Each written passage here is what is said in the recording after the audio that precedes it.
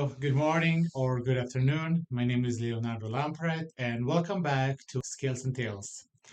This week, we're going to talk about, is the claimant entitled to awards if the claimant gets terminated from employment for a cause? The board panel recently addressed this in Employer CAO of WNY WCB number G3374305, November 10, 2025. Just to briefly answer the question at the start, not necessarily.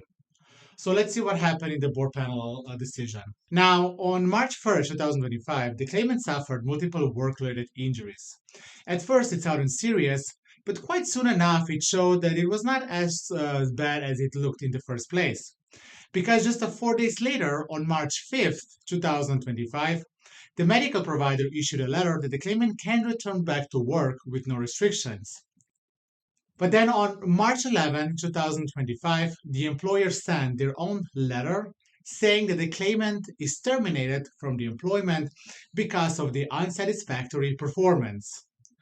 The employer stated that the claimant was not a good fit at the company because he arrived late on multiple occasions, sometimes not checking until almost an hour after his shift started, and the fact that he did not disclose that he was enrolled in school every Tuesday and Thursdays from 9 till 12. Long story short, basically not ideal for someone hired to work during those hours. Still, despite the termination, the judge awarded benefits for the entire period the claimant was out of work, including after he was fired. The board panel does not really disclose why, but we can safely assume it's because the claimant produced the medical report saying that he was partially disabled. After the Kerry appeal, the board stepped in and said, wait up, hold up, give us a second.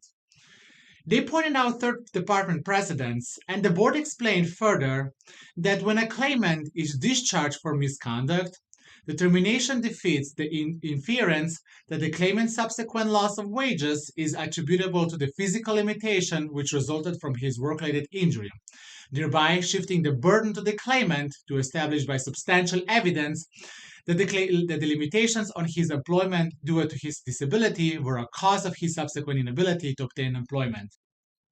What does this mean? Basically, to make a long story short, this basically shifts the burden to the claimant to prove that his out of work period after his termination from the employment was and is still due to the disability rather than due to his termination for a cause. What happened in this case? Basically, just the board said that at the time of the hearing, the claimant did not submit substantial evidence that his disability caused his loss of earnings. And therefore, they reversed the judge's decision and sent the case back, instructing the judge to properly develop the record by taking the claimant's testimony and the testimony of the employer to prove or to determine whether his out of work time is due to the fact that he was terminated for the cause and he is not willing to get a new job, or is actually due to his disability.